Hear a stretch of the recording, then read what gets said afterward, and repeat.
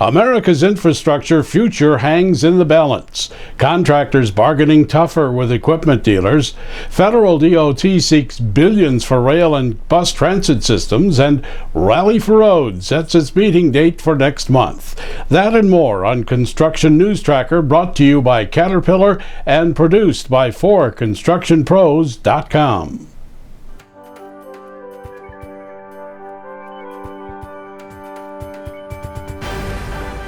The next couple of weeks could spell the difference between expanded U.S. infrastructure and the status quo, as both houses of Congress are poised to vote on key funding bills, while the White House has unveiled its own plan to spend $500 billion over 6 years, much of that coming from defense budget cutbacks. The administration has also threatened to veto the House bill because it would spend only $260 billion over a 5-year span. House Bill 7, voted out of the Transportation Committee, faces a tough road, with 293 amendment requests filed against it. There's opposition to a plan to carve all mass transit funding out of the measure and institute energy development fees instead of using federal gas tax revenues to pay for roads and bridges.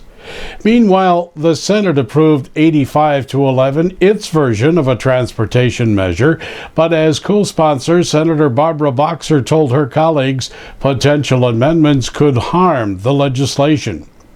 But now the true test comes. We have a lot of work to do to complete this legislation, to make it real, to give that certainty out there, get those jobs going. We have a lot of work to do. We have the Banking Committee, which under the able leadership of Senators Johnson and Shelby have a title we have to add. We have to add a title from the Finance Committee. We would like to add the title from the Commerce Committee.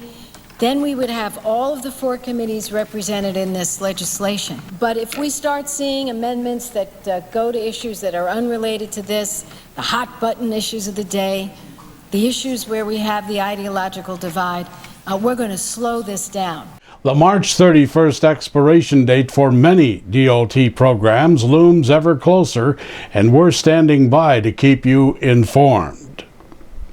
Not to be outdone by the congressional posturing, DOT Secretary Ray LaHood has laid out plans to spend $2.2 billion on 29 rail and bus transit projects nationwide. The discretionary grants are called for in the president's budget plan for fiscal year 2013. Apparently, contractors are driving a tougher bargain with equipment rental companies. Wells Fargo Financial Annual Forecast indicates contractors are shopping more rental sources for equipment as opposed to an exclusive supplier, and price is a key factor in their decisions. Smiles galore abound in the state of Georgia after Caterpillar said it has chosen a site near the city of Athens to build a new plant, bringing with it some 1,400 jobs. CAT is relocating small excavator and backhoe production from Japan to the 900-acre Orkin Tract, a Georgia state megasite which will triple hydraulic production capacity for the company when completed. If you're an advocate for transportation funding, then mark your calendar for March 20th as the date for the second annual Rally for Roads. 14 construction industry associations are urging members to gather in Washington to promote the necessity of a fully funded multi-year transportation bill. More than 500 folks participated in last year's Rally for Roads event. Finally, we close with this. I used to eat a lot of natural foods until I learned that most people die of natural causes. We're Construction News Tracker, watching out for the industry that makes the world a better place. Brought to you by Caterpillar and produced by 4constructionpros.com.